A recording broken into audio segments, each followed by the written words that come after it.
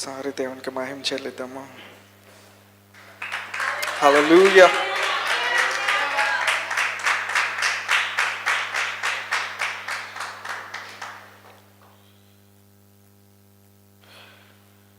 మత్తయి సువార్త 17వ అధ్యాయంలోకి వెళ్దాం.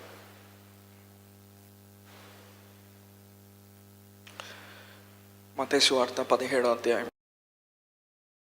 9వ వచనం. వారు కొండ దిగి వచ్చుచుండగా మనిషి కుమారుడు మృతుల నుండి లేచి వరకు ఈ దర్శనం మీరు ఎవరితోనూ చెప్పకూడని యేసు వారికి ఆజ్ఞాపించాడు. మనందరికీ తెలిసినటువంటి వాక్య భాగం ఇది. యేసుప్రభు వారు పేతురు, యాకోబు, యోహాన్ ఈ ముగ్గురు వ్యక్తుల్ని ఆయన తీసుకొని ఒక కొండ మీదకి ఏకాంతంగా వెళ్ళాడంట. వెళ్ళి వాక్యం ఏం చెప్తా ఉంది, వారి ఎదుట ఆయన రూపాంతరం పొందాను. ఆయన ముఖము సూర్యుని వలె ప్రకాశించెను, ఆయన వస్త్రములు వెలుగు వలె తెల్లని వాయను. And his appearance underwent a change in their presence. And his face shone clear and bright like the sun. And his clothing became white as light. So ఈ భాగాన్ని మనం చూసినప్పుడు యేసు ప్రభు వారి యొక్క ప్రార్థనా జీవితాన్ని మనం చూస్తూ ఉంటాం. ఆయనకున్న ప్రార్థన అనుభవాన్ని మనం చూస్తూ ఉన్నాం. సో ఈ సందర్భంలో మొట్టమొదటిసారి యేసుప్రభు వారికి దగ్గరగా ఉన్న ముగ్గురు శిష్యులు ఆయన మార్పు చెందటం చూస్తూ ఉన్నారు. ఆయన రూపాంతరం చెందటం చూస్తూ ఉన్నారు. అదనాతో ఉన్నారా? సో యేసుప్రభు వారు ఆయన ఎప్పుడు మార్పు చెందుతూ ఉన్నాడు? ఆయన వాక్యం బోధిస్తూ ఉన్నప్పుడు ఆయన మార్పు చెందట్లేదు. చాలామంది అడుగుతూ ఉంటారు కదా, మార్పులు ఎలా కలుగుతాయి జీవితంలో? ఈరోజు ఏం చెప్తారని అలా కలుగుతాయి. ఆయన శిష్యులకి మర్మాలని ఆయన బయలుపరుస్తూ ఉన్నప్పుడు ఆయన రూపాంతరం చెందట్లేదు. అదే నాతో ఉన్నారా? ఆయన స్వస్థతలు, అద్భుతాలు చేస్తూ ఉన్నప్పుడు ఆయన రూపాంతరం చెందట్లేదు. సో యేసుప్రభు వారి జీవితంలో మార్పులు ఎట్లా వస్తూ ఉన్నాయి? ఆయన ఎలాగా దేవుని మహిమను కలిగి ఒక స్థానం నుండి ఇంకో స్థానానికి ఎలా వెళ్తున్నాడు? అది ఎలా జరుగుతూ ఉందంటే ఆయన ప్రార్థన చేస్తూ ఉన్నప్పుడు. హల్లెలూయా. అందరు నాతో చెప్తారా? ఆయన ప్రార్థన చేస్తూ ఉన్నప్పుడు.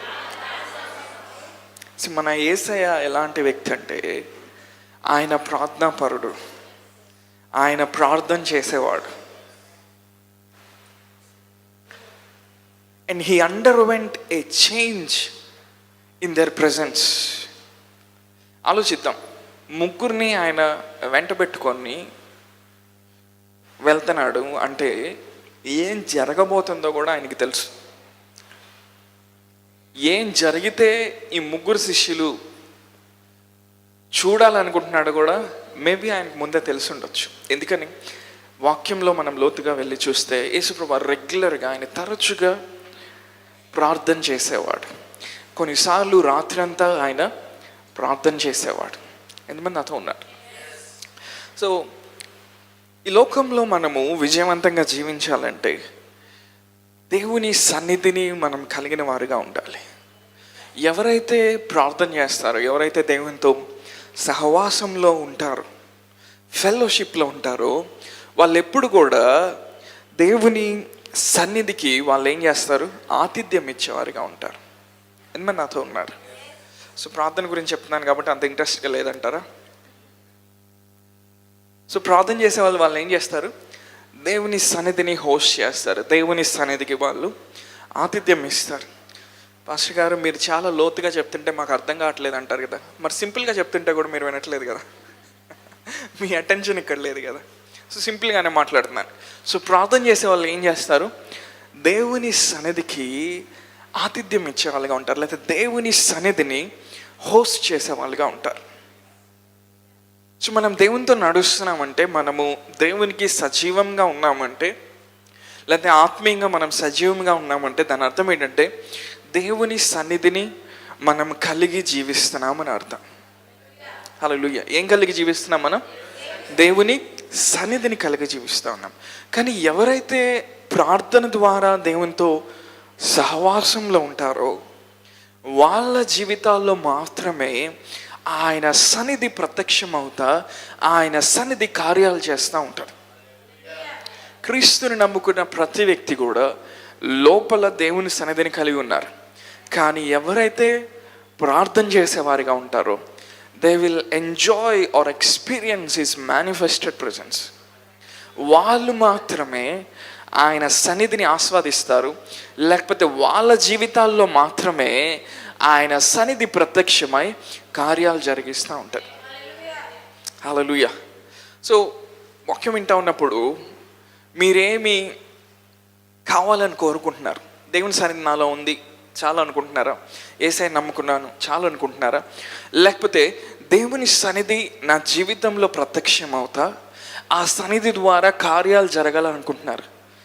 ఎంతమంది రెండో దాన్ని సెలెక్ట్ చేసుకుంటున్నారు, రెండో దాన్ని చూస్ చేసుకుంటున్నారు? అదొక మంచి నిర్ణయం. కానీ అది జరగాలంటే యేసు ప్రభు వారు ఎట్లాగా రూపాంతరం చెందుతున్నాడు ఆలోచిద్దాం. యేసు ప్రభు వారికి రూపాంతరం చెందాల్సిన అవసరం ఏంటండి? ఆలోచించారు ఎప్పుడైనా? ఆయనే మహిమ స్వరూపి,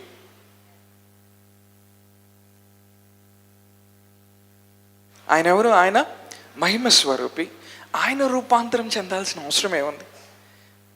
ఆయన అప్పటికే అద్భుతాలు చేస్తూ ఉన్నాడు, సూచక్రియలు చేస్తూ ఉన్నాడు, సువార్తను ప్రకటిస్తూ ఉన్నాడు, రాజ్య మర్మాల్ని బయలుపరుస్తూ ఉన్నాడు, అన్నీ చేస్తూ ఉన్నాడు. ఆయన చేయిందంటే ఏం లేదు. కానీ ఆయనంట శిష్యుల్ని ముగ్గురిని వెంట పెట్టుకొని వెళ్ళి వాళ్ళకేదో చూపిస్తూ ఉన్నాడు. ఆయన ప్రార్థన అంటే నేను అనుకుంటాను ఒకసారి మాత్రమే ఆయన రూపాంతరం చెంది ఉండడు. ఎందుకని?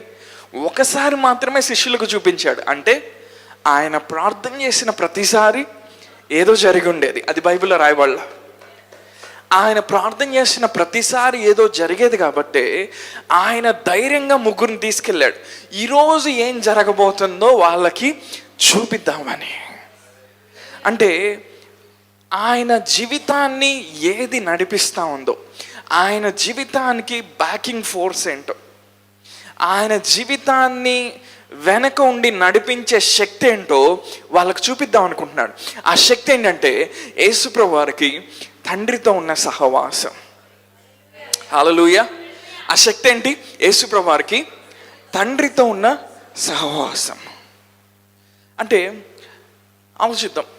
యేసుప్రభు వారు ప్రతిసారి ఒక ఆరాని ఆయన క్యారీ చేసేవాళ్ళు, ఒక ప్రెజెన్స్ని, ఒక సన్నిధిని ఆయన క్యారీ చేసేవాళ్ళు. మీరు ఎప్పుడైనా దేవుళ్ళు దేవతల యొక్క పటాలు చూసారా? ఎప్పుడైనా ఆ పటాలు చూసినప్పుడు కొన్ని పటాల్లో వాళ్ళ తల వెనకాల ఇట్లా ఒక లైట్ లాగా ఉంటుంది, ఒక వెలుగులాగా ఉంటుంది. అది ఓన్లీ తల వరకే ఉంటుంది. వలయం అంటే దాని అర్థం ఏంటి? వాళ్ళలో నుండి లేకపోతే వాటిలో నుండి మహిమలు వస్తున్నాయి అని అర్థం. లేకపోతే ఇంకా దాని అర్థం ఏంటి? వాళ్ళ దగ్గర లేకపోతే వాటి దగ్గర ఏదో ఉందని అర్థం. సో ఆత్మీయంగా చూస్తే విశ్వాసులమైన మనము ఒక ఆరాని కలిగి ఉంటాం. హల్లెలూయా. సౌరభం అంటారు. ఒక వలయం, ఒక మహిమతో కూడిన ఒక వలయం. ఎవరైతే తండ్రితో సహవాసంలో ఉంటారో, ఎవరైతే ప్రార్థన చేసే వాళ్ళుగా ఉంటారో వాళ్ళ దగ్గర ఒక ఆరా ఉంటుంది, వాళ్ళ దగ్గర ఒక వాతావరణం ఉంటుంది, వాళ్ళ దగ్గర ఒక సన్నిధి ఉంటుంది. ఆ సన్నిధిని చూడంగానే ఈ భూమి మీద ఉన్న ప్రతి చీకటి శక్తి వాళ్ళని చూసి భయపడుతూ ఉంటుంది. ఎందుకో తెలుసా? వాళ్ళ మీద ఉన్న లేకపోతే వాళ్ళ దగ్గర ఉన్న ఆ సన్నిధిని బట్టి. హల్లెలూయా. యేసుప్రభు వారు నడిచి వెళ్తూ ఉంటేనే కొన్నిసార్లు రోగులు స్వస్థపడేవాళ్ళు. యేసుప్రభు వారు వెళ్తూ ఉంటేనే దయ్యాలు పట్టిన వాళ్ళు కేకలు వేసేవాళ్ళు. ఎందుకని? తండ్రితో ఉన్న సహవాసం ద్వారా సన్నిధికి, దేవుని సన్నిధికి ఆయన ఏం చేసేవాడు? ఆతిథ్యం ఇచ్చేవాడు. when you are not carrying the presence of God, you are carrying the presence of something else. దేవుని సన్నిధి లేని చోట దయ్యాల యొక్క సన్నిధి ఉంటుంది. అదేంటంటే విశ్వాసులకి దెయ్యాల్సి అనేది నేను చెప్పేది వాస్తవం. స్పిరిట్స్ రూల్ చేసే ప్రపంచంలో మనం ఉన్నాం, ఆత్మలు పరిపాలించే ప్రపంచంలో మనం ఉన్నాం, లేకపోతే ఆత్మలు ఏలుబడి చేసే ప్రపంచంలో ఉన్నాం. సో విశ్వాసులు ఎప్పుడైతే ప్రార్థన ద్వారా దేవుని సన్నిధిని క్యారీ చేయరో, చీకటి సంబంధమైన ఆత్మలు వారి చుట్టూ తిరుగుతూ ఉంటాయి. వాటిని చూసి మనం భయపడాల్సిన అవసరం లేదు. అవి మనల్ని ఏం చేయవు, కానీ ఏదో ఒక రీతిగా మనల్ని ప్రభావితం చేయడానికి ప్రయత్నం చేస్తూ ఉంటుంది. అందుకని కొన్నిసార్లు మనకి మెంటల్గా ఫ్యూజులు ఎగిరిపోతూ ఉంటాయి, కొన్నిసార్లు పిచ్చి పట్టినట్టు ఉంటుంది, కొన్నిసార్లు జీవితం మీద విరక్తి వచ్చినట్టు ఉంటుంది. ఎందుకు సడన్గా ఎందుకు జరుగుతుంది తెలుసా? కొన్ని చీకటి ఆత్మలు నీ మానసిక ప్రపంచాన్ని చూడుతూ ఉన్నాయి. కానీ ఎవరైతే ప్రార్థించే వారిగా ఉంటారో, మీకు ఒక అద్భుతమైన విషయం చెప్పనా, మన యేసయ్య ఆయన ప్రార్థించేవాడు. He was a man of prayer. ఆయన తండ్రితో సహవాసం అనేది ఎలా ఉంటుందో చూపించిన వాడు ఆయన. ఆయన మాటలు చెప్పేవాడు కాదు. వాళ్ళ ముగ్గురు చూస్తూ ఉన్నారు కొండ మీద. యాంప్లిఫైడ్ క్లాసిక్లో ఏమని ఉంటుందంటే, he under vent A change in there presence. ఆ ముగ్గురు చూస్తూ ఉండగా ఆయన మార్పు చెందాడంట. ఆయన మార్పు చెందుతూ ఉన్నప్పుడు ఆయన ముఖము సూర్యుని వలె ప్రకాశిస్తూ ఉందంట. హల్లెలూయా. ఆయన వస్త్రములు ఎలా ఉన్నాయంట? వెలుగు వలె తెల్లనివి. ఆయన his clothes has become white. అవునా? లైక్ ఎ డాజ్లింగ్ లైట్ అని ఉంటుంది ఒక వర్షన్లో. దగదగ మెరుస్తున్న వెలుగులాగా, తలతలమనిపిస్తున్న వెలుగులాగా ఆయన వస్త్రములు ప్రకాశిస్తున్నాయి అంట. కానీ ఆయన ముఖం ఎలా ఉందంట? హలో, ఎంతమంది నన్ను ఫాలో అవుతా ఉన్నారు? ప్రార్థన చేసే వాళ్ళకి దేవుడిచ్చే కృపను గురించి నేను మాట్లాడుతాను. ఆయన ముఖం ఎలా ఉందంట? సూర్యుని వలె ప్రకాశిస్తాను. అంటే పేతురు, యోహాను, యాకోబు ఆ కొండ మీద ఆయన మార్పు చెందుతూ ఉన్నప్పుడు చూసినప్పుడు ఆ వెలుగును వారు చూడలేపారు. ఎందుకని ఈ మాటలు ఎవరు రాశారు? మత్తయి రాశాడు. అవునా? మేబీ పేతురు, యోహాను, యాకోబు దగ్గర నుండి ఆ సాక్ష్యం విని ఉంటాడు. ఆయన ముఖం అంట ఎలా ఉందంట? అందరూ చెప్పాలి. ఆయన ముఖం ఎలా ఉందంట? సూర్యుని వల్లే ప్రకాశిస్తుందంట. అంటే సూర్యుని లోపలికి ఎవరైనా చూడగలుగుతారా? బాహ్య సంబంధమైన నేత్రాలు చూడలేరు. అంటే హీ వాజ్ ట్రాన్స్ఫార్మింగ్. ఆయన ఏం చెందుతూ ఉన్నాడు? మార్పు చెందుతూ ఉన్నాడు. ఆయన వాక్యం బోధిస్తున్నప్పుడు మార్పు చెందలా, అద్భుతాలు చేస్తున్నప్పుడు మార్పు చెందలా, ఆయన కౌన్సిలింగ్ ఇస్తున్నప్పుడు మార్పు చెందలా, ఆయన ఇతరుల మీద ప్రేమ చూపిస్తున్నప్పుడు ఆయన మార్పు చెందలా. కానీ ఒక చోట ఆయన మార్పు చెందుతున్నాడు. తండ్రితో ఆయన మాట్లాడుతూ ఉన్నప్పుడు, ప్రార్థన చేస్తూ ఉన్నప్పుడు. హల్లెలూయా. మన జీవితంలో మార్పులు ఎప్పుడు ప్రారంభమవుతాయో తెలుసా? మన నోరు తెరిచి మన హృదయాన్ని దేవునికి ఇచ్చి మనం ప్రార్థన చేయటం ప్రారంభించినప్పుడు. వాక్య జ్ఞానం తెలుసుకోవటం వల్ల నువ్వు మార్పు చెందావు. రెవల్యూషన్ రావటం వల్ల కూడా నువ్వు మార్పు చెందావు. నువ్వు ఎప్పుడు మార్పు చెందుతావు తెలుసా? లేకపోతే నీలో నాలో రావాల్సిన మార్పులు ఎప్పుడు వస్తాయో తెలుసా? మనం ప్రార్థించే వారిగా ఉన్నప్పుడు. సో ఈ సంవత్సరం ప్రారంభంలో మూలాంశాలని టచ్ చేస్తా ఈ విషయం మాట్లాడతాను. ప్రార్థన అనేది చాలా ప్రాముఖ్యమైన విషయం. ప్రార్థన లేకుండా మనం సర్వైవ్ అవ్వలేము. ప్రార్థన లేకుండా నువ్వు అన్నీ చేయాలనుకో మాకు. ప్రార్థన లేకుండా జీవితం అట్లా గడిచిపోయిద్ది అనుకో మాకు. లేదు. ప్రార్థన అనేది మన ఊపిరి లాంటిది. హల్లెలూయా. ఒక తిరిగి జన్మించిన వ్యక్తిగా నువ్వు ప్రార్థన చేయకుండా ఉండలేవు. అందుకే నువ్వు ఎప్పుడైనా ఏదైనా పొరపాటున ఒకరోజు నువ్వు ప్రార్థన చేసావు అనుకో, గంట సేపు, ఆ రోజు నీకు చాలా డిఫరెంట్గా ఉంటుంది. ఎందుకని? ఆయన సన్నిధి నువ్వు అనుభవించి వచ్చి ఉంటావు, నీ తండ్రితో నువ్వు మాట్లాడొచ్చి ఉంటావు. కాబట్టి ఆ రోజు చాలా డిఫరెంట్గా ఉంటుంది. ఆ రోజు నువ్వు బండి వేసుకొని బయటికి వెళ్ళినా కానీ అంత కొత్తగా కనపడుతుంది. ఎందుకో తెలుసా? You came out of a presence. ఒక దేవుని యొక్క సన్నిధిలో నువ్వు ఉండి ప్రార్థన చేసావు కాబట్టి నువ్వు బయటకు వచ్చి ఇప్పుడు అన్నీ చూస్తూ ఉన్నప్పుడు ఆ సన్నిధి నీకు ఇచ్చిన తాజాదనాన్ని, ఆ సన్నిధి నీకు ఇచ్చిన ఉజ్జీవాన్ని, ఆ సన్నిధి నీకు ఇచ్చిన మేల్కొల్పుని నీ జీవితంలో ప్రతి ఏరియాలో నువ్వు చూడటం మొదలు పెడతావు, నువ్వు అనుభవించడం మొదలు పెడతావు. హల్లెలూయా. ఎంతమంది దేవుని సన్నిధి కోసం ఆశపడే వాళ్ళు ఉన్నారు ఇక్కడ? ఈ సంవత్సరం మనము ప్రార్థన చేసేవారిగా మనం మారాలి. ఒకసారి మీ పక్కన వైపు తిరిగి చెప్తారు, ఈ సంవత్సరం మనము ప్రార్థన చేసే వాళ్ళుగా మారాలి. నాకు తెలుసులేవా అంటున్నారు పక్కన. చెప్పిందే చెప్తున్నావు అని. కొంతమంది ప్రార్థన అనే మాట వినపడితే లోపల ఉన్న బ్యాటరీలన్నీ ఒక్కసారిగా షట్ డౌన్ అయిపోద్ది వాళ్ళకి. కొంచెంసేపు డ్యాన్స్ వేద్దామంటే ఓకే, వాక్యం విందామంటే ఓకే, ప్రాఫెసీ అంటే సుమ్మని వెళ్ళిపోయింది బ్యాటరీ. ఐసీయూలో ఆ మిషన్ కూడా పగిలిపోయింది. కానీ ప్రార్థన చేద్దామంటే ఇదేదో దేవుని చిత్తం కాదేమో. దేవుడు కొంతమంది సండే చర్చ్కి వచ్చేటప్పుడు కూడా ఆలోచిస్తారు, ఈరోజు నేను చర్చికి వెళ్తాం దేవుని చిత్తమేనా? మరి ముఖ్యంగా ఫ్రైడే ప్రేయర్ మీటింగ్ అనగానే ఆయన చిత్తం కాదేమో. తెలియకుండా మనము ఆ గంట సేపు మనము పొరపాటు చేస్తున్నామేమో. లేదు లేదు, నువ్వేం పొరపాటు చేయట్లా, నువ్వు బాగానే ఉన్నావు. ఎంతమంది నాతో ఉన్నారు? సో నేనేం మాట్లాడుతున్నాను, సో మనం ఎప్పుడైతే ప్రార్థించే వారిగా మనం ఉంటామో, దేవుని సన్నిధికి మనం ఆతిథ్యం ఇస్తాము, మార్పులు జరగటం అనేది ప్రారంభం అవుతాయి. చాలామంది విశ్వాసులకున్న అద్భుతమైన ఒక లక్షణం ఏంటో తెలుసా? ప్రార్థన చేయకుండానే మార్పులు చూడాలనుకుంటారు. ప్రార్థన చేయకుండానే దేవుని సన్నిధికి ఆతిథ్యం ఇవ్వాలనుకుంటారు. ప్రార్థన చేయకుండానే దేవుణ్ణి అనుభవించాలనుకుంటారు. వేరే మార్గం లేదు. ఈవెన్ ఆరాధన కూడా ప్రార్థన తర్వాతే వస్తుంది.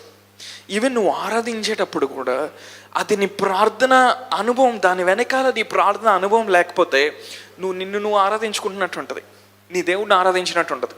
సో క్రైస్తవ జీవితానికి లేకపోతే విశ్వాస యొక్క జీవితానికి మూలాధారం ఏంటంటే ప్రార్థన. హల్లెలూయా. ఏంటి మూలాధారం? ప్రార్థన. మనం ప్రార్థించే వారిగా ఉండడానికి పిలువబడ్డాం. హల్లెలూయా.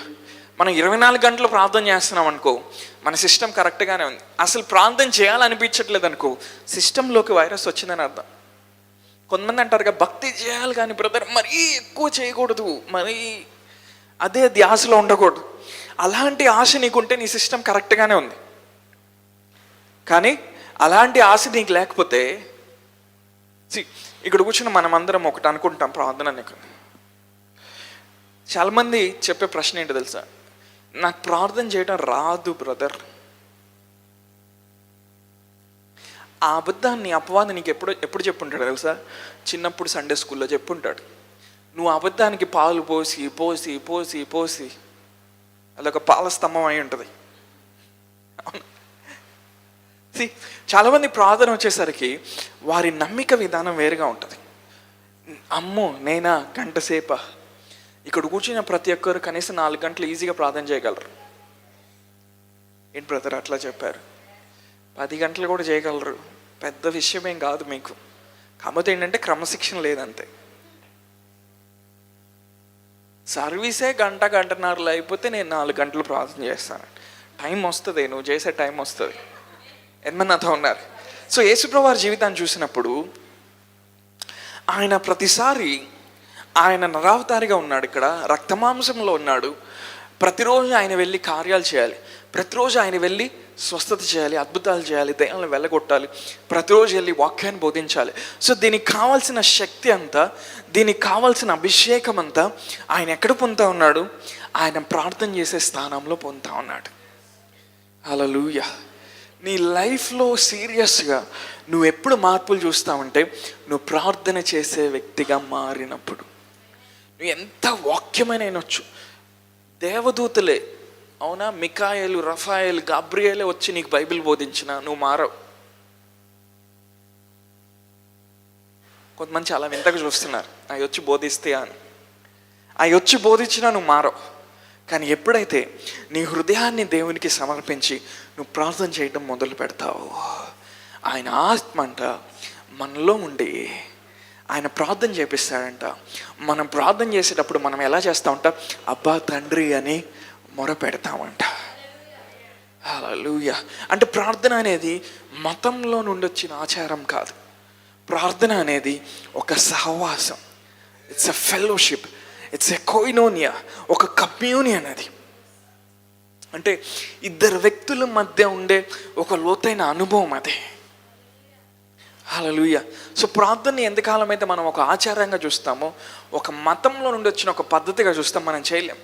కానీ ప్రార్థన ఎప్పుడైతే ఒక సంబంధంగా చూస్తామో, తండ్రితో మనం మాట్లాడుతున్నట్టు, తండ్రి ఎదుట మన హృదయాన్ని పంచుకుంటున్నట్టు, తండ్రితో మనం సంభాషిస్తున్నట్టు మనం ఎప్పుడైతే చూస్తామో ఆటోమేటిక్గా ప్రార్థన చేయగలుగుతాం. హల్లెలూయా. ఎంతమంది నాతో ఉన్నారు? సో ఆయన ప్రార్థన చేస్తూ ఉన్నప్పుడు అంట, ఆయన రూపాంతరం చెందుతూ ఉన్నప్పుడు మోషే ఏలియా వచ్చారంట. ఎవరు వచ్చారంట? మోషే ఏలియా వచ్చారంట. తర్వాత ఏం జరుగుతూ ఉంది? పరలోకం నుండి ఒక స్వరం వినబడతా ఉంది, ఈయన నా ప్రియ కుమారుడు. అంటే అక్కడ ఏం వినబడతా ఉంది? తండ్రి యొక్క స్వరం వినబడతా ఉంది. దానికి ముందు ఎవరు వచ్చారు? మోషే, ఏలియా. సో యేసుప్రభు వారు ప్రార్థన చేస్తూ ఉన్నప్పుడు ఆయన ఆత్మీయ ప్రపంచానికి, లేకపోతే ఆత్మీయ లోకానికి ఆయన కనెక్ట్ అయ్యేవాడు. హల్లెలూయా. ఆయన ప్రార్థన అనుభవం ఎలా ఉండేది? ఒక్కసారే మోషే ఏలియా వచ్చారని రాయబడింది. ఎన్నిసార్లు ఎవరెవరు వచ్చారో మనకి తెలియదు. ఈవెన్ ఆయన సిలువ మీద ఉన్నప్పుడు కూడా నేను దూతల సేనని పిలిచానంటే వాళ్ళందరూ, కొన్ని వేల మంది దూతలు నాకు సహాయం చేయడానికి వస్తాయి అన్నారు. అంటే ఆయన ప్రార్థన చేసే ప్రతిసారి నేను అనుకుంటాను ఒక సూపర్ న్యాచురల్ ఎక్స్పీరియన్స్ ఉందేమో అనుకుంటాను. హల్లెలూయా. యోహాను సువార్త చివరిలో ఏం రాయబడింది తెలుసా? ఆయన చేసిన కార్యాలన్నింటినీ గురించి రాస్తే అంట భూమి మీద ఉన్న గ్రంథాలు సరిపోవు. నేను అనుకుంటాను ఆయన ప్రార్థనా జీవితం గురించి రాస్తే చాలా పుస్తకాలు రాయొచ్చాము, చాలా గ్రంథాలు రాయొచ్చాము. ఎందుకని ఆయన ప్రార్థన చేసిన ప్రతిసారి ఆత్మీయ లోకంలోకి వెళ్ళి వచ్చేవాడు, ఒక సూపర్ న్యాచురల్ ఎక్స్పీరియన్స్ తీసుకొని వచ్చేవాడు. ఎందుకో తెలుసా? మన దేవుడు సజీవుడు, ఆయన మన దేవుడు కార్యాలు చేసేవాడు. ఆయన మనం ప్రార్థన చేసినప్పుడు కొన్నిసార్లు దూతల సమూహం కదులుతూ ఉంటుంది. మనం ప్రార్థన చేసినప్పుడు కొన్నిసార్లు ఆయన దిగి వస్తాడు. హల్లెలూయా. అంటే మనం ఒక బొమ్మకి మనం ప్రార్థన చేయట్లా, ఒక విగ్రహానికి మనం ప్రార్థన చేయట్లా.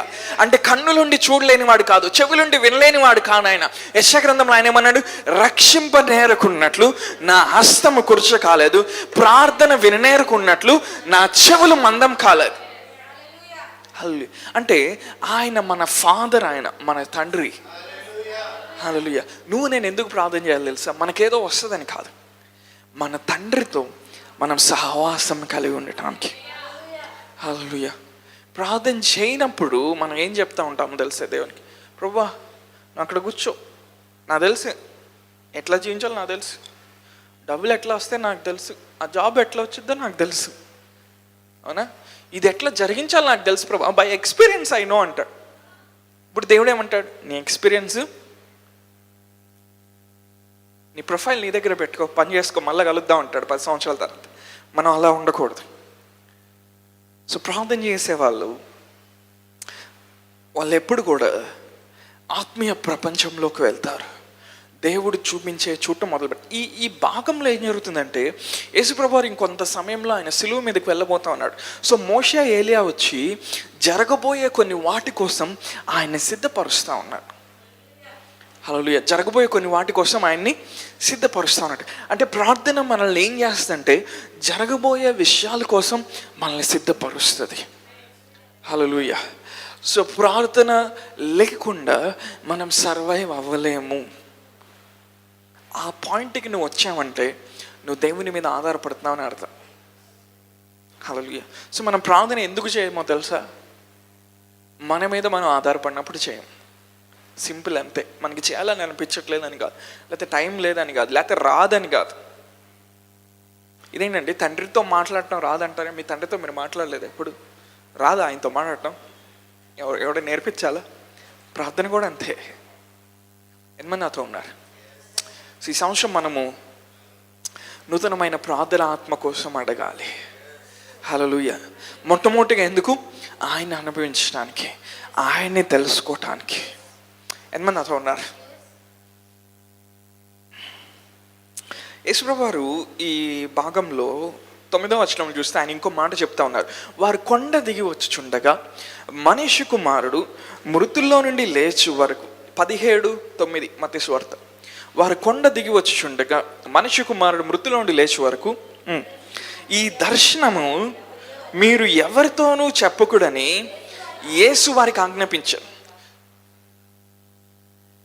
ఆ ముగ్గురు ఆయన మహిమను చూస్తూ ఉన్నారు. ఆయన ముఖం సూర్యుని వల్లే ప్రకాశించడం చూస్తూ ఉన్నారు. ఆయన వస్త్రములు వెలుగు వల్లే తెల్లగా ఉండటం చూస్తూ ఉన్నారు. యేసుప్రభువు వారు ఏమంటున్నారు తెలుసా? వెళ్ళబోయే ముందు, హలో, మీ ముగ్గురు చూశారు, నేను చనిపోయి తిరిగి లేచేంత వరకు ఈ విషయాన్ని ఎవరికీ చెప్పొద్దు అంటున్నాడు. ఎందుకో తెలుసా? ఆయన ఎప్పుడైతే చనిపోయి తిరిగి లేస్తాడో, ఎప్పుడైతే పరిశుద్ధాత్మ శిష్యులకి లేకపోతే సంఘానికి వరంగా అనుగ్రహించబడతారో, అప్పుడు ఆయన కలిగిన రూపాంతరపు అనుభవాన్ని సంఘం అర్థం చేసుకోగలుగుతుంది. యేసు ప్రభు యొక్క ముఖము సూర్యుని వల్ల అయిందంటే ఇక్కడ కూర్చున్న అందరికీ అర్థమవుతుంది. ఎందుకు అర్థమవుతుంది తెలుసా? You have the Holy Spirit. ఆయన వస్త్రములు తెల్లగా అయినాయి అంటే, అందరికీ వెలుగు వలె అయినాయి అంటే అందరికీ అర్థమవుతుంది. ఎందుకని? You have the Holy Spirit. పరిశుద్ధాత్మ ఏం చేస్తాడో తెలుసా? దేవుని యొక్క లోతైన విషయాల్ని గ్రహించేటట్టు చేస్తాడు. అంటే పరిశుద్ధాత్మ, ఇంకో మాటలో చెప్పాలంటే, పరిశుద్ధాత్మ ఎప్పుడైతే సంఘానికి ఇవ్వబడతాడో, పరిశుద్ధాత్మ ఎప్పుడైతే శిష్యులకి ఇవ్వబడతాడో, పరిశుద్ధాత్మ ఎప్పుడైతే మనకి ఇవ్వబడతాడో, ఆయన రూపాంతరం చెందటం మాత్రమే కాదు, ఆయన రూపాంతరం చెందింది అర్థం చేసుకొని స్థితిలో మనం ఉండటం మాత్రమే కాదు, కానీ మనము రూపాంతరం చెందుతాం, మనము గ్రహించగలుగుతాం, మనము అర్థం చేసుకోగలుగుతాం. ఇంకా ఈ సారాంశాన్ని లోతుగా చదివినప్పుడు మనము కూడా ఆయన వలె మార్పు చెందుతాం. హల్లెలూయా. సాధారణంగా మార్పు అనేది పెయిన్ఫుల్, అవునా? గొంగలి పురుగు సీతాకోక చిలుక అవ్వాలంటే మామూలు ప్రాసెస్ ఉండదు. మధ్యలో ఒక స్టేజ్ నుండి ఇంకో స్టేజ్కి, ఇంకో స్టేజ్ నుండి ఇంకో స్టేజ్కి. ఆ గొంగలి పురుగుకి అంత కంఫర్టబుల్గా ఉండదు, అంత సుఖంగా ఉండదు మారేటప్పుడు. ఈవెన్ పక్షిరాజు కూడా ఒక వయసు వచ్చిన తర్వాత ఎత్తైన కొండ మీదకి వెళ్ళి తన రెక్కలంతా పీకేసుకొని, అవునా, ఆ రెక్కలు పీక్కుంటా ఉన్నప్పుడు గోళ్ళతో రక్తం వస్తూ ఉంటుంది పక్షిరాజుకి. కానీ పక్షిరాజు ఇంకొన్ని సంవత్సరాలు ఆరోగ్యంగా బ్రతకాలంటే ఆ రెక్కలు పీకేసుకోవాలి, తన స్ట్రెంగ్త్ని ఏం చేయాలి?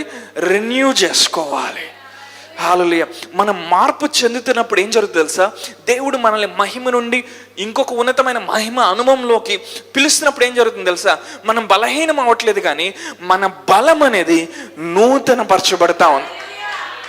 యెహోవా కొరకు ఎదురు చూచువారు వాళ్ళు ఏం చేస్తారంట? నూతన బలం పొందుతారంట. పక్షిరాజు వలె వాళ్ళు రెక్కలు చాపి పైకి ఎగురుతారంట. ఏరోప్లేన్ ఎలాగా లా ఆఫ్ గ్రావిటీని దాటి వెళ్తుందో, భూమి ఆకర్షణ శక్తిని ఒక విమానం ఎలా దాటి వెళ్తుందో, ఒక ప్రార్థన చేసే వ్యక్తి, దేవుని ఎదుట కనిపెట్టే వ్యక్తి has got a very different life man. ఒక వ్యత్యాసమైన జీవితం ఉంటుంది. హల్లెలూయా. తను అన్నింటికీ పైగా జీవించడం ప్రారంభిస్తాడు. ఎంతమందికి అనుభవం కావాలి ఈ సంవత్సరం? నీకు ఎదురయ్యే ప్రతిదాని పైన జీవించాలనుకుంటున్నావు. సో చాలామంది ఏంటంటే వాళ్ళ సమస్యలతో ఆర్గ్యూ చేస్తూ ఉంటారు, వాళ్ళ సమస్యల్ని లాజికల్గా పరిష్కరించాలని చూస్తూ ఉంటారు. సో కొన్నిసార్లు నేను కొంతమందిని ఎదుర్కొన్నాను జీవితంలో. వాళ్ళు ఏదో మాట్లాడాలని వస్తారు, లేకపోతే ఏదో కౌన్సిలింగ్ కోసం వస్తారు, లేకపోతే ఏదో పరిష్కారం కోసం వస్తారు. వాళ్ళు ఏం చేస్తారు తెలుసా? గంట సేపు 1970 నుండి జరిగిందంతా చెప్తా ఉంటారు. నాకు పెద్ద కౌన్సిలింగ్ చేయడం రాదు బేసికల్గా. నేను ఒక్క వర్డ్లో ఇస్తా ఆన్సర్. కొన్నిసార్లు మా భార్య ఏదో ఎక్స్ప్లెయిన్ చేస్తా ఉన్నప్పుడు పాయింట్కి రా, ఒక వర్డ్లో చెప్పు, ఒక సెంటెన్స్లో చెప్పంట. మ్యారేజ్లో అది వర్కౌట్ అవ్వదు. ఓకే, అనుభవంగా తెలుసుకున్నాను కాబట్టి చెప్తున్నా. మ్యారేజ్లో అది వర్కౌట్ అవ్వదు. నీ భార్య చెప్పేది నువ్వు చూసారా ఎట్లా చెప్తున్నారు? కానీ మన సమస్యలతో డీల్ చేసే విధానం అలా ఉండకూడదు. దాన్ని ఆర్గ్యూ చేసి, దాన్ని తర్కాన్ని పెట్టి, దాన్ని ఏదో చేసి వాళ్ళకి చెప్పి వీళ్ళకి చెప్పి ఎట్లయినా సాల్వ్ చేయాలి. లేదు లేదు, you need to come up hire. అవునా? ఎప్పుడైతే ప్రార్థన చేస్తావు, ఎప్పుడైతే దేవుని మీద ఆధారపడతావో, ఆయన ఏం చేస్తాడంటే నీకు ఒక కృప ఇస్తాడు. ఆ కృప ఏం చేస్తుందంటే ఆ సమస్యకు పైగా జీవించడం చేస్తాయి. కొన్ని సమస్యలు పోవట్లేదా? పోకపోతే ఏంటి? పోకపోతే నీ సమస్య ఏంటి? బ్రదర్, ఈ ప్రాబ్లం అసలు పోవట్లేదు 10 సంవత్సరాలు అయితే ఏంటి? రేపొద్దున చచ్చిపోతావా? నువ్వు ఎక్కడే పోవు, ఇక్కడే ఉంటావు. నువ్వేం చేయడం నేర్చుకోవాలి, దాన్ని పరిష్కరించబోయే ముందు ఒక పరిధిలోకి నువ్వు వెళ్ళాలి. అదే యేసుప్రభువు వారి జీవితం ఎలా ఉండేది తెలుసా? ఆయన వాక్యం బోధించడానికి వెళ్ళిన ప్రతిసారి పరిసయ్యులు, శాస్త్రులు, సద్దుకీలు, వాళ్ళు వీళ్ళు రాళ్ళు వేస్తానే ఉండేవాళ్ళు. అవునా? ఆయన పాపాత్మురాలని స్త్రీని క్షమిస్తుంటే ఈయనేంటి రాళ్ళతో కొట్టట్లేదని చూస్తూ ఉన్నారు. అవునా? నేను చనిపోయి 3 దినాల్లో తిరిగి లెగుస్తానంటే, ఈ దేవాలయాన్ని 3 దినాల్లో తిరిగి కడతానంటే వాళ్ళందరికీ ఎలా ఉంది? నేను అబ్రహాం కంటే ముందున్న వాడిని అంటే వాళ్ళందరికీ ఎలా ఉంది? ఎన్ని ఆయన ఎదుర్కొని ఉంటాడు ప్రతిరోజు, కానీ వాటిని ఆయన పరిష్కరించడానికి ట్రై చేయట్లా. ఆయన ఎప్పుడైతే తండ్రితో సహవాసంలో ఉండేవాడో ఆయన ఒక స్థానానికి వచ్చేవాడు ఆత్మీయంగా. ఆ స్థానంలో నుండి ఆ సమస్యలు చూసేవాడు. అవి జస్ట్ చీమల్లాగా కనపడే పక్క జరిపి మీ పని మీరు చూసుకోండి అనేవాళ్ళు. కొన్నిసార్లు మనం ఏం చేయాలంటే మన సమస్యల్ని వాటికి అవే తన్నుకునేటట్టు మనం చేయాలి. మనం దూరం నుండి ఎంజాయ్ చేయాలి. మన లోపల ఒప్పుకోదు. ప్రార్థన చేసినప్పుడు నువ్వు ఫ్లైట్ మోడ్లోకి వెళ్ళటం నేర్చుకుంటావు. హల్లెలూయా. నువ్వు ఈ భూమి మీద ఉండే శక్తుల యొక్క ప్రభావానికి మించి పైకి రావటం నేర్చుకుంటావు యేసయ్యలాగా. అప్పుడు నీ విజయం చాలా డిఫరెంట్గా ఉంటుంది. ఈరోజు లైఫ్లో ఏదైనా ప్రాబ్లం నేను బాగా ఇబ్బంది పడుతుందా, దాన్ని వెళ్ళి పరిష్కరించడానికి ప్రయత్నం చేయ. మాకు ప్రార్థన చేయటం ప్రారంభించు. తండ్రితో సహవాసాన్ని పెంచుకో. ఆయన నిన్ను ఒక స్థానంలోకి తీసుకొస్తాడు. హల్లెలూయా. క్రీస్తుతో పాటు పరలోక ప్రదేశంలో ఉన్న స్థానము. హల్లెలూయా. అక్కడ నీకు బలం ఇవ్వబడుతుంది. ఆ సమస్యని జయించడానికి కావాల్సిన బలము, కృప, జ్ఞానము, అభిషేకము నీకు అక్కడ ఇవ్వబడుతుంది. హల్లెలూయా. ఎంతమంది నాతో ఉన్నారు? ఆదికాండం 32వ అధ్యాయంలోకి వెళ్దాం. ఎంతమంది వాక్యాన్ని ఎంజాయ్ చేస్తూ ఉన్నారు? ప్రార్థన గురించి చెప్తున్నా కాబట్టి ఎంజాయ్ చేయట్లేదు అంటారా? మీరు ఎంజాయ్ చేస్తారు. ఆదికాండం 32వ అధ్యాయం 24వ వచనం. యాకోబు ఒక్కడు మిగిలిపోయాను.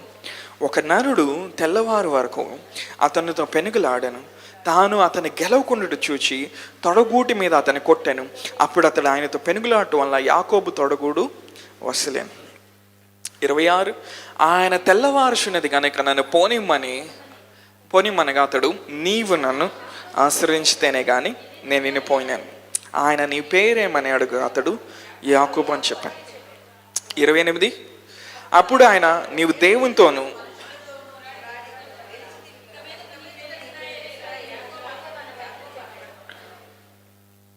అప్పుడు యాకోబు, నీ పేరు దయచేసి తెలుపమను. అందుకు ఆయన, నీవెందు నిమిత్తం నా పేరు అడిగితివని చెప్పి అక్కడ అతన్ని ఆశీర్వదించాను. సో యాకోబు జీవితాన్ని మనం చూస్తే ఈ సందర్భానికి ముందే అతను చాలా కలిగి ఉన్నాడు. భార్యను కలిగి ఉన్నాడు, లాభం దగ్గర నుండి ఆస్తి తెచ్చుకున్నాడు. అవునా?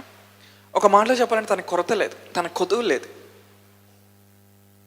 మన భాషలో చెప్పాలంటే ఫైనాన్షియల్ కూడా సాలిడ్గా ఉన్నాడు. ఎవరు? యాకోబు. హెల్త్ పరంగా కూడా సాలిడ్గా ఉన్నాడు, వెల్త్ పరంగా కూడా సాలిడ్గా ఉన్నాడు. చూసారా? నేను అది చెప్తుంటేనే మీకు సంతోషంగా లేదు. యాకోబు అలా ఉన్నాడు. అవునా? కానీ యాకోబులో ఒక కొరత ఉంది. తన స్వభావం మారట్లా. ఏ స్వభావము? మోసం చేసే స్వభావం మారట్లా. దాన్ని మారుద్దామని ట్రై చేస్తున్నాడు. ప్రతిసారి ఒక కోట వేసుకొని వెళ్తున్నాడు మోసం చేయకుండా ఉండాలని. కానీ చూసారు ఎట్లా చెప్తున్నారు? కోట వేసుకొని వెళ్తున్నాడేమో మోసం చేయకుండా ఉండాలని, కానీ తన డిఎన్ఏలో ఉంది. హీఈస్ ఏ సప్లాంటర్. అవునా? స్విండ్లర్, ఒక డిసీవర్, ఒక మోసగాడు. లేకపోతే మన భాష చెప్పాలి, కుట్రలు పన్నేవాడు. ట్రిక్స్టర్ అంటారు. ట్రిక్స్టర్ అంటే ఎవరు? ట్రిక్లు వేసి ఏదో ఒకటి చేసేవాడు. ట్రిక్లు వేసే వాళ్ళకి మార్పు జరగదు లోపల. అవునా? యాకోబు పరిస్థితి అలా ఉంది. కానీ యాకోబుకి లోపల తెలుసు, దేవుడు నా పట్ల కలిగిన జీవితం ఇది కాదు, ఇది దేవుని స్వభావం కాదు, నా తండ్రి అయిన అబ్రహాము ఇస్సాకులో ఉన్న స్వభావం కాదు ఇది. నేను ప్రార్థన చేసి మాట్లాడుతున్న దేవుని యొక్క స్వభావం కాదు ఇది. ఈ విషయంలో నేను మార్పు చెందట్లేదు. అందుకని యాకోబు ఏం చేశాడు, అందరినీ పంపించేసి ఒంటరిగా ఒక చోట ప్రార్థనలో కూర్చున్నాడు. ఆ రాత్రి అంట యాకోబు పెనుగులాడుతూ ఉన్నాడంట. హల్లెలూయా. పెనుగులాడుతా ఆ దూతతో పోరాడుతున్నప్పుడు ఆ దూత ప్యాట్ అని తొడ మీద కొడితే బాల్ అండ్ సాకెట్ జాయింట్ పక్క కదిలింది. తుంటి ఎముక షేక్ వచ్చింది దానికి. నువ్వు స్కానింగ్ పెట్టి తీస్తే ఏ పక్క గదిలంటే కనపడుతుంది. ఇంకో ఇంకో ఇంకో మాటలు చెప్పాలంటే ఆ ఎముకకి నెర్రలు వచ్చి ఉంటాయి. ఎందుకంటే దూత కొట్టాడు కదా. సరే, ఎందుకు కొట్టాడు వాటిని మనం పక్కన పెడితే, ఆ దూత ఏమడుగుతా ఉన్నాడు, నీ పేరేంటి? ఇక నుండి నువ్వు యాకోబు కాదు కానీ ఇశ్రాయేల్. ఎందుకు తెలుసా, నువ్వు దేవునితోనూ మనుషులతోనూ పోరాడగలవు. నీ లోపల దేవుడు పెట్టిన సామర్థ్యం, నిన్ను దేవుడు పిలిచిన గమ్యంలోకి నువ్వు వెళ్ళాలంటే నీ లైఫ్లో ఒక పాయింట్ రావాలి. దేవుని మీద నువ్వు లోతుగా ఆధారపడే ఒక పాయింట్ రావాలి. ఆ పాయింట్లో నువ్వేం చేస్తావు అంటే, ప్రభా నువ్వు నా పట్ల ఇది కలిగి ఉన్నావు, ప్రభా ఇంత ఉన్నతమైన ప్రణాళిక నా పట్ల కలిగి ఉన్నావు, నేను ఎందుకు ఇక్కడ ఆగిపోయాను? అదే బాధ యాకోబుకి. మోసం చేయకూడదు అనుకుంటున్నాడు, చేస్తున్నాడు. కానీ దేవుని దూతతో పోరాడినప్పుడు తన స్వభావంలో మార్పు వచ్చింది. హల్లెలూయా. నూతన నిబంధన విశ్వాసలంగా క్రీస్తు యొక్క స్వభావం మనకి ఇవ్వబడింది. హల్లెలూయా. మన స్వభావంలో ఎక్కడైతే మార్పులు లేవో ఆయన ఆత్మ, లేకపోతే ఆయన జీవింపచే ఆత్మ ఏం చేస్తాడు, మనకి కృపనిస్తాడు ఆ స్వభావంలో మార్పు చూడటానికి. అందుకే న్యూ టెస్ట్మెంట్ ఎప్పుడు కూడా నిన్ను ఎంపవర్ చేస్తుంది. పరిశుద్ధాత్మ శక్తి ఎప్పుడు కూడా ఆ పరిస్థితిలో ఆ స్వభావంలో మార్పు చూడటానికి నిన్ను బలపరుస్తుంది. దాన్ని మనం దేవుని కృప అంటాం. కానీ ఆ మార్పును చూడటానికి నిన్ను దేవునికి అప్పగించుకోవాలి. హల్లెలూయా. నువ్వు దేవుని ఎదుట ఎందుకు పోరాడాలి తెలుసా? నువ్వు ఆల్రెడీ పోరాడేదే విజయంలో నుండే పోరాడుతున్నావు, నూతన సృష్టిగానే పోరాడుతున్నావు. కానీ నీ పోరాటం ఎక్కడుందో తెలుసా? దేవుడు నీ గురించి ఏం చెప్పాడో, దేవుడు నిన్ను ఎలా చూస్తున్నాడో, ఆయన నీకే దర్శనం ఇచ్చాడు, అందులోకి నువ్వు నడవటానికి, నీ స్వభావంలో మార్పులు చూడటానికి ప్రార్థనలో నువ్వు ఆయన అయితే కనిపెట్టడం నేర్చుకోవాలి. You are not fighting for victory, you are fighting from victory. You are fighting from the place of a new creation. అవునా? ఆత్మీయంగా ఏదైతే నీకు ఇవ్వబడిందో దాన్ని నువ్వు బాహ్య ప్రపంచంలో చూడటానికి నువ్వు ప్రార్థనలో పోరాడాలి. హల్లెలూయా. దేవుడు మాట్లాడిన ప్రతి ఆశీర్వాదం బాహ్య ప్రపంచంలో నువ్వు చూడటానికి పోరాడాలి. అంతేగాని యాకోబులాగా నువ్వు ఆశ్రయించబడటానికి పోరాడాల్సిన అవసరం లేదు. ఎందుకని ఆయన పరలోక సంబంధమైన ప్రదేశంలో ప్రతి ఆశీర్వాదంతో ఆల్రెడీ ఆయన నిన్ను ఆశ్రయించాడంట. You're already blessed. హల్లెలూయా. కొన్నిసార్లు సర్వీస్ స్టార్ట్ అయ్యే ముందు ఒక మాట చెప్తారు, మీ పక్కన తిరిగి ఏం చెప్పాలి, మీరు ఆశ్రయించబడిన వ్యక్తులు అని చెప్పాలి.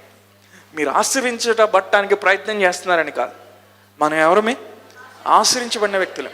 కానీ మన బాహ్య ప్రపంచంలో ఆశీర్వాదం కనబడకుండా చేయాలని చేస్తాడు అపవాది. నీ పోరాటం ఎక్కడుంది? ఆశీర్వించబడటానికి నీ పోరాటం కాదు. దేవుడు ఆశ్రయించిన దాన్ని నీ చేతులతో పట్టుకోవటానికి, నీ కళ్ళ ఎదురుగా చూడటానికి, నువ్వు దాన్ని తాకి అనుభవించడానికి నువ్వు పోరాడాలి. హల్లెలూయా. యాకోబు దగ్గర డబ్బులు ఉన్నాయి, యాకోబుకి హోదా ఉంది. ఇంకో మాటలు చెప్పిన ఇద్దరు భార్యలు ఉన్నారు, డబుల్ బోనస్. లాబాను దగ్గర నుండి గొర్రెల్ని మేకలు అన్నీ తెచ్చుకున్నాడు, ఆస్తి ఉంది యాకోబుకి.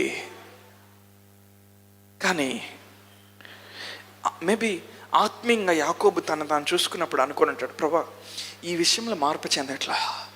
ఈవెన్ యాకోబుతో పోరాడిన దేవదూత కూడా యాకోబు చూసినప్పుడు, యాకోబు అంతా బాగానే ఉంది కానీ ఆ స్వభావంలో అదొకటి ఉందా నీ దగ్గర, ఆ స్వభావంలో చిన్న తేడా ఉంది. మోసం చేయకూడదు అనుకుంటున్నావు కానీ చేసేస్తున్నావు. ఈరోజు దాని సంగతి ఏదో చూద్దామని దేవుని దూత వచ్చాడు. అలాంటి సందీపులు ఈ సంవత్సరం మనకు అనుగ్రహించబడినగాక. వాళ్ళు కొంతమంది ఆమెను కూడా చెప్పట్లే, ఎందుకంటే ఆల్రెడీ మీరు క్రీస్తు కంటే ఎక్కువ మారిపోయినారు. హల్లెలూయా. సో ఎంతమంది మార్పు చెందడానికి ఇష్టపడతా ఉన్నారు? తర్వాత ఏం జరిగింది? అప్పుడు యాకోబు, నీ పేరు దయచేసి తెలుపమని, అందుకైన నువ్వు ఎందు నిమిత్తం నా పేరు అడిగితవని చెప్పి అక్కడ అతన్ని ఆశీర్వించాను. యాకోబు ఆశీర్వించబడిన తర్వాత ఏమాడు తెలుసా?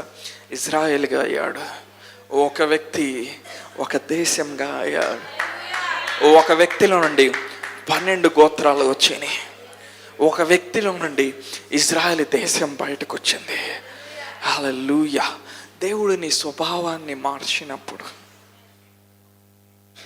ఆయన నిన్ను రూపాంతరం చెందించినప్పుడు ఆ మహిమ ఏం చేస్తుంది తెలుసా? నిన్ను విశాలపరుస్తుంది, నీ స్థాయిని పెంచుతుంది, నీ స్పియర్ ఆఫ్ ఇన్ఫ్లుయెన్స్ని పెంచుతుంది, నీ ఫేవర్ లెవెల్ని పెంచుతుంది. ఫీవర్ లెవెల్ కాదు, ఫేవర్ లెవెల్. రాజులు నేను కటాక్షించడం మొదలు పెడతారు, అధికారులు నేను కటాక్షించడం మొదలు పెడతారు. ఎందుకో తెలుసా? నీ స్వభావంలో మార్పు జరిగి దేవుని మహిమను నువ్వు మోస్తా ఉన్నావు.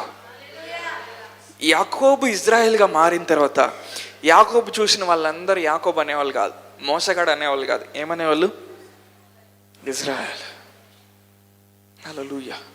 యాకోబు పిల్లలు యాకోబుని ఏమనేవాళ్ళు? యాకోబు అనేవాళ్ళు కాదు, ఇజ్రాయేల్. ఎందుకని? దేవుడు తీసుకొచ్చిన మార్పు. హల్లెలూయా. మనం ప్రార్థన చేయటం ప్రారంభించినప్పుడు ఏం జరుగుతుంది తెలుసా? దేవుడు మార్పులు తీసుకొని వస్తాడు. ఒక అద్భుతమైన మర్మం చెప్పమంటారా? మనలో చాలామందికి మారటం ఇష్టం లేదు.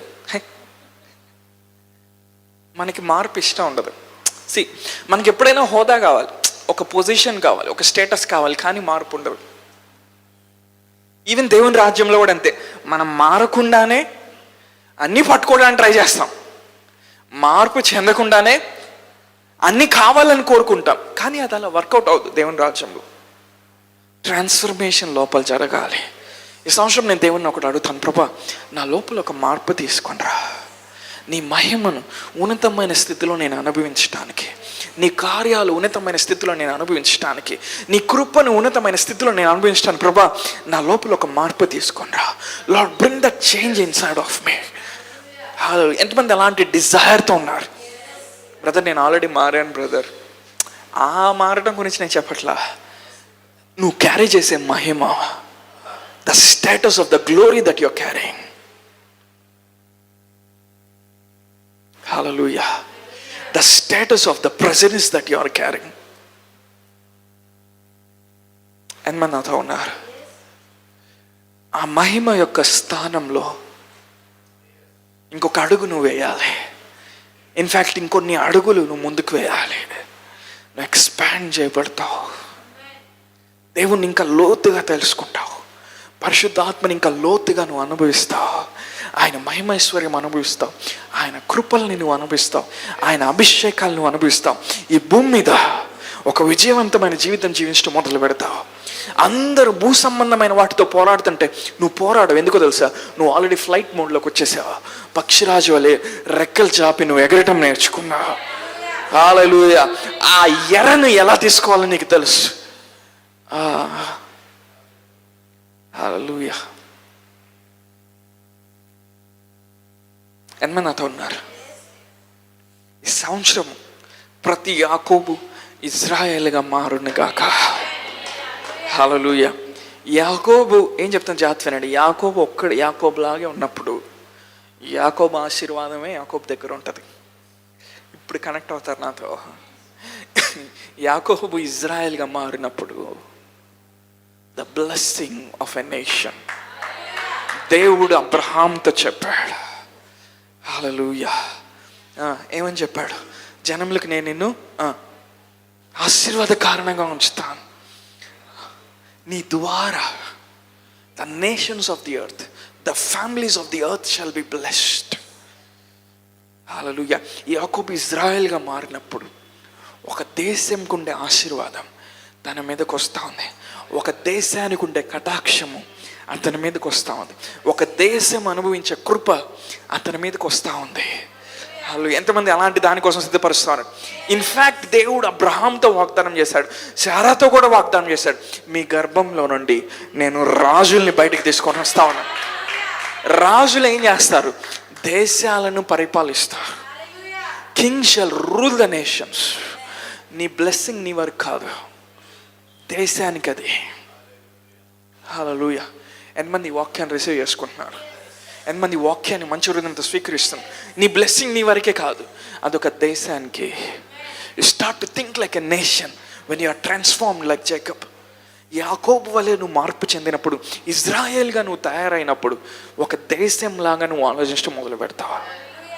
హల్లెలూయా. ఎంతమంది నాతో ఉన్నారు? ఎంతమంది వాక్యాన్ని అనుభవిస్తూ ఉన్నారు? యాకోబు ఇంకో విషయం చేశాడు, చూద్దామా? జెనసిస్ 49, ఆదికాండం 49:4. సో ప్రార్థన ఏం చేస్తుందంటే మనుషులు విధించిన ఆంక్షల్ని కూడా విరగొడుతుంది, శాపగ్రస్తమైన కాడులను విరగొడుతుంది. 49:4 ఆదికాండం. జస్ట్ ఆ ఫస్ట్ లైన్ చదవండి చాలా, ఇంకేం చదవద్దు అక్కడ. దయచేసి మిగిలిన చాలు, ఆ లైన్ చాలు, అంతే. మిగిలిన ఏం చదవద్దు, ఇంకా మిగిలిన క్లోజ్ అంతే.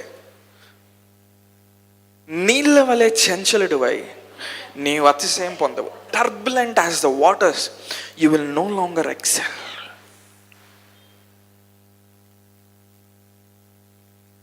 ఎవరి గురించి మాట్లాడుతూ ఉన్నాడు యాకోబు ఇక్కడ? రూబేన్ గురించి మాట్లాడుతూ ఉన్నాడు. రూబేన్ గురించి ఒక కర్స్ని, ఒక శాపాన్ని విడుదల చేస్తూ ఉన్నాడు యాకోబు. రూబేన్ ఏదో పాపం చేశాడు, తప్పు చేశాడు. ఇప్పుడు యాకోబు ఏం చేస్తున్నాడు? శపిస్తూ ఉన్నాడు. నీళ్ళ వల్లే నువ్వు చంచలుడు అవుతావు. Turbulent as waters. టర్బులెన్స్ అంటే తెలుసా? విమానంలో వెళ్ళేటప్పుడు కొన్నిసార్లు టర్బులెన్స్ వస్తుందంటారు. టర్బులెన్స్ అంటే ఏంటి?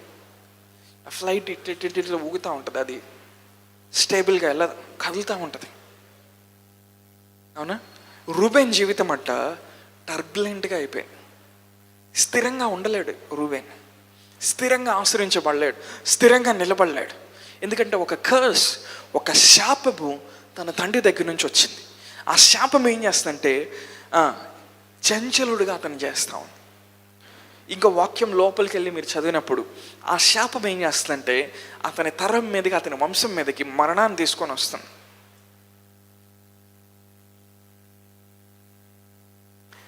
తర్వాత కొంతకాలం అయిన తర్వాత ఏం చెప్తాను జాగ్రత్తగా, మోషే అనే వ్యక్తిని చూస్తూ ఉన్నాం బైబిల్లో. మోషే ప్రార్థన ద్వారా దేవునితో సహవాసం కలిగిన వ్యక్తి. మోషే ఎప్పుడైతే ఆ 12 గోత్రాల వారిని ఆత్మీయంగా చూస్తూ ఉన్నాడో, రూబేను చనిపోవటం మోషే చూస్తూ ఉన్నాడు. రూబేను గోత్రం నశించిపోవటం చూస్తూ ఉన్నాడు మోషే. ద్వితీయోపదేశకాండం 33:6 మోషే ఏమంటో తెలుసా? రూబేను చావకుండా బ్రతికి ఉండునుగాక, అతని సంతానపు వారు లెక్కలేనంత మంది అగుదురుగాక. అంటే యాకోబు పలికిన శాపం ద్వారా రూబేన్ చనిపోతా ఉన్నాడు, అతని వంశం అంతరించిపోతా ఉంది. కానీ ఒక ప్రార్థన చేసే వ్యక్తి మోషే, ఆత్మీయ పరిధిలోకి వెళ్ళి అధికారం తీసుకున్న వ్యక్తి మోషే. మోషే చేయమన్నాడు తెలుసా? రూబేన్ చావటానికి వెళ్ళలేదు, నేను చెప్తున్నాను రూబేను బ్రతకాలి, రూబేను మీదున్న మరణకరమైన శాపము విరిగిపోవాలి, రూబేను వంశము వర్ధిల్లాలి, అతని సంతానము లెక్కలేని అంతమంది అవ్వాలంటున్నాడు. అంటే యాకోబు మాట్లాడిన శాపం, యాకోబు ఆత్మీయంగా ఎక్కడికి వెళ్ళి శాపాన్ని మాట్లాడాడు, మోషే ప్రార్థన ద్వారా అదే స్థానంలోకి వెళ్ళి ఆ శాపాన్ని తిరగరాస్తూ ఉన్నాడు. హల్లెలూయా. మన లైఫ్లో కొన్నిసార్లు ఎందుకు పైకి వెళ్ళమో తెలుసా? మన పితరుల నుండి వచ్చిన ఆంక్షలు, మన పితరుల నుండి వచ్చిన కొన్ని బంధకాలు, కొన్ని కట్లు మనల్ని ఎదగనీయకుండా చేస్తాయి. కానీ ప్రార్థనలో నువ్వు లేచినట్లయితే, ప్రార్థనలో నువ్వు ఎదిగినట్లయితే మోషేలాగా నువ్వు మాట్లాడతావు. ఎవరి తరము ఆశ్రయించబడిపోయినా నా తరము, నా పిల్లల తరము ఆశ్రయించబడుతుంది. నా కుటుంబంలో ఆశ్రయించబడిన మొట్టమొదటి వ్యక్తి నేనే అని చెప్తావు. ఎందుకో తెలుసా? నువ్వు మానసికంగా చెప్పట్లా, ప్రార్థన ద్వారా ఆ స్థలంలోకి నువ్వు ప్రయాణం చేసావు. అది జెనెటికల్ డిసీజ్ అయినా, జన్యుపరమైన వ్యాధి అయినా, if you know how to travel in to the spirit through prayer, you can break that curse. Curse అంటే న్యూ టెస్ట్మెంట్లో లిమిటేషన్, ఒక పరిమితిని నువ్వు బ్రేక్ చేయగలుగుతావు. ఎంత సంపాదించినా అంతకు మించి ఎక్కువ డబ్బులు ఉండవు నీ దగ్గర. ఎందుకో తెలుసా? అదొక పరిమితి. దాన్ని నువ్వు దాటి రావాలంటే ప్రార్థనలో నువ్వు మోషేలాగా ప్రయాణం చేయాలి. నువ్వు ప్రయాణం చేసి సియోన్లో ఒక స్టేటస్కి నువ్వు వస్తావు. సియోన్లో ఒక స్థానానికి నువ్వు వస్తావు. ఆ స్థానంలో నిలబడి నువ్వు మాట్లాడినప్పుడు ఆ కుటుంబం మీద ఉన్న లిమిటేషన్స్ అన్నీ విరిగిపోతాయి. తండ్రికి షుగర్ వస్తే కొడుక్కి షుగర్ వస్తుంది, అవునా? తాతకి ఏదో అనారోగ్యం ఉంటే మనవడికి మనవరాలకి అది ఉంటుంది. లేదు, రూబేను చావక బ్రతికి ఉండును గాక. హల్లెలూయా. అంటే మోషేకి ఆ కృప ఎలా వచ్చిందంటే మోషే ప్రార్థన చేసేవాడు కాబట్టి. నువ్వు ప్రార్థన చేసే వ్యక్తిగా ఉన్నప్పుడు ఏ ప్రాఫిట్, ఏ అపోస్తలుడు వాళ్ళు చేయబెట్టి కొన్ని నీ మీద బ్రేక్ చేయాల్సిన అవసరం లేదు. నువ్వు ఆటోమేటిక్గా నువ్వు బ్రేక్ చేసుకుంటావు. మారోసి కథలమ్మా. హల్లెలూయా. ఎంతమంది నాతో ఉన్నారు? నువ్వు బలిసినందున ఆ కాడి నీ మెడ మీద నుండి విరిగిపోతాయి. కానీ నీకు బలవటం ఇష్టం లేదు. బలవటం అంటే ఈ బలవటం కాదు నేను చెప్తుంది, ఆత్మీయంగా. ఈ సంవత్సరం నువ్వు దేవునితో చెప్పాలి, ప్రభా నేను ప్రార్థనలో ప్రయాణం చేయాలనుకుంటున్నాను. I want to reach that status. I want to reach that place where every limitation shall be broken. ఆ లిమిటేషన్ బ్రేక్ అయినప్పుడు ఎక్స్పోనెన్షియల్ ఇంక్రీజ్. హల్లెలూయా. నువ్వు దేన్ని చూసి ఎక్స్పోనెన్షియల్ ఇంక్రీజ్ అంటే అక్కడ ఎక్స్పోనెన్షియల్ ఇంక్రీజ్ అవుతాయి. హల్లెలూయా. ఎంతమంది మార్పు చెందడానికి ఇష్టపడతా ఉన్నారు?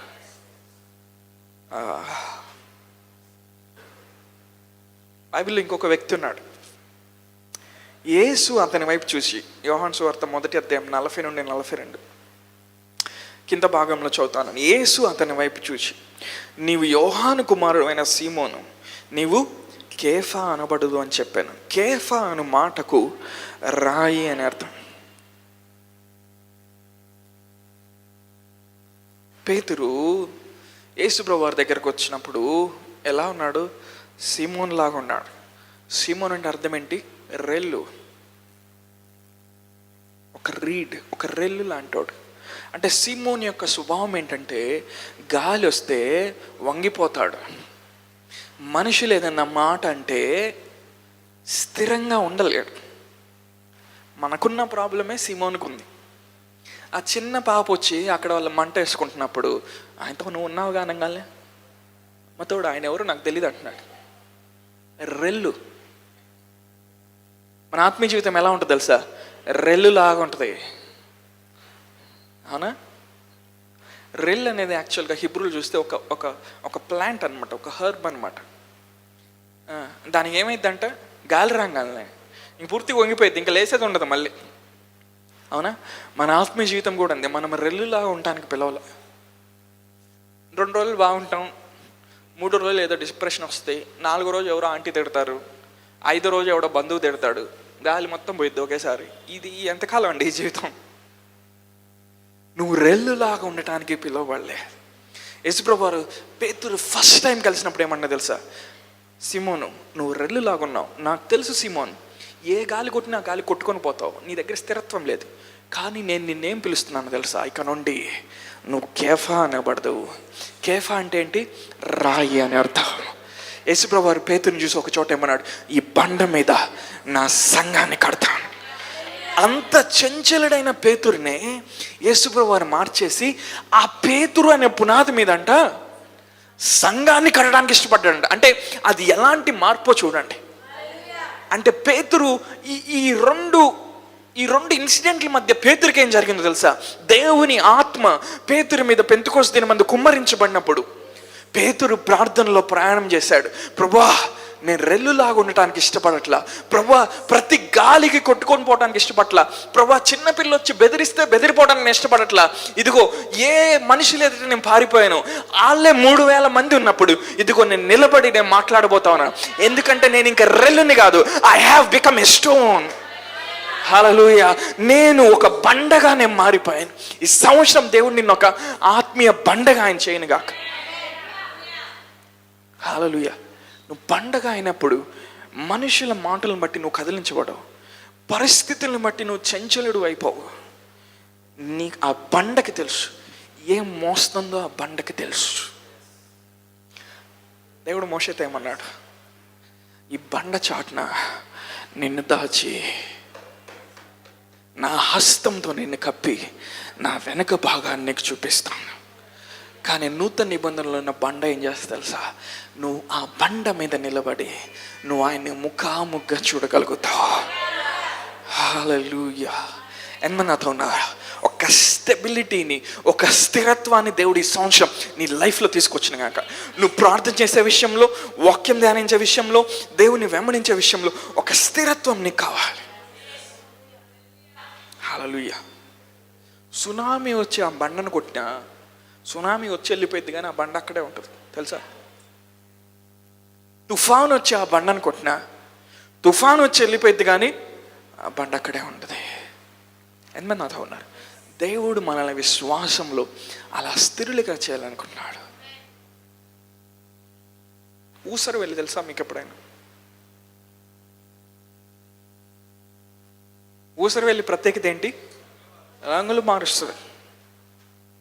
మన విశ్వాసం పరీక్షించబడినప్పుడు రంగులు మార్చకూడదు.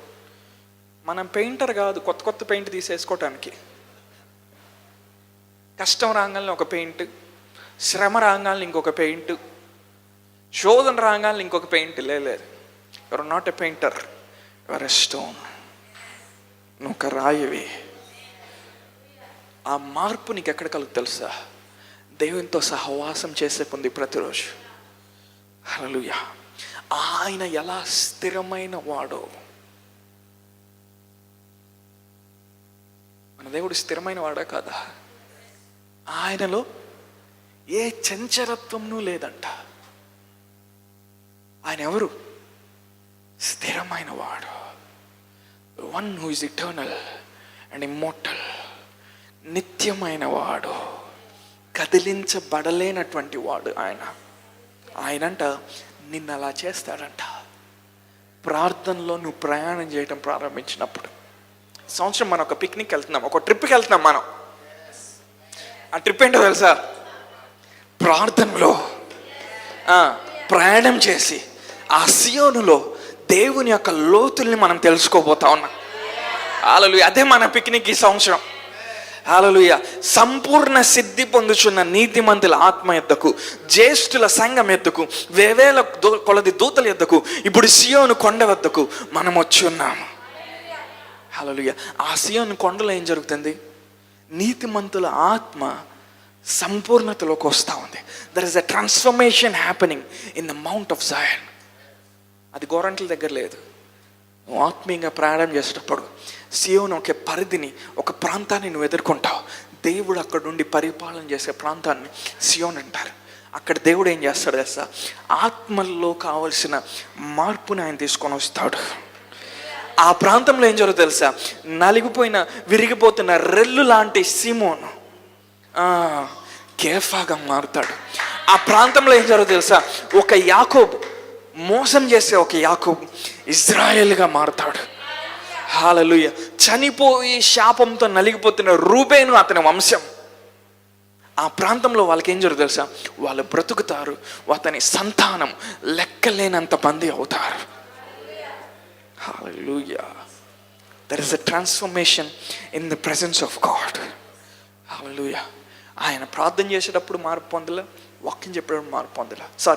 ఆయన వాక్యం చెప్పేటప్పుడు మార్పు పొందలే, అద్భుతాలు చేసేటప్పుడు మార్పు పొందలే. ఎప్పుడు మార్పు పొందాడు ఆయన? Hallelujah. That is why we need to pray. That is why prayer is important. నీ లైఫ్లో కావాల్సిన ప్రతి మార్పు కూడా ప్రార్థనలోనే వస్తుంది. వాక్యం నీకు వెలిగింపిస్తుంది, వాక్యం నిన్ను బలపరుస్తుంది, వాక్యం నీకు ధైర్యాన్ని ఇస్తుంది, వాక్యం నీకు డైరెక్షన్ చూపిస్తుంది, వాక్యం నీకు ఒక ప్లాట్ఫామ్ ఇస్తుంది, వాక్యం నీ లోపల ఒకలాంటి స్థిరత్వం తీసుకొని వస్తుంది. కానీ ప్రార్థన మార్పు కలిగిస్తుంది. Hallelujah. You start to put on a new level of glory. 2024 వరకు నువ్వు ఎంత మహిమని హోస్ట్ చేసావో దానికి మించి ఇంకొన్ని అడుగులు ముందుకు వెళ్ళి ఒక డిఫరెంట్ లెవెల్ ఆఫ్, ఒక డిఫరెంట్ స్టేటస్ ఆఫ్ గ్లోరీని ఈ సంవత్సరం నువ్వు క్యారీ చేయబోతా ఉన్నా. మీరు ఎక్కడున్నారు అక్కడ కళ్ళు మూసుకుందామా? కొన్ని నిమిషాలు ప్రార్థన చేద్దామా? మనం ఆత్మలో ప్రేరేపించబడిన వారు లేచి నిలబడి ఆయన ప్రార్థన చేసి జస్ట్ ప్రే.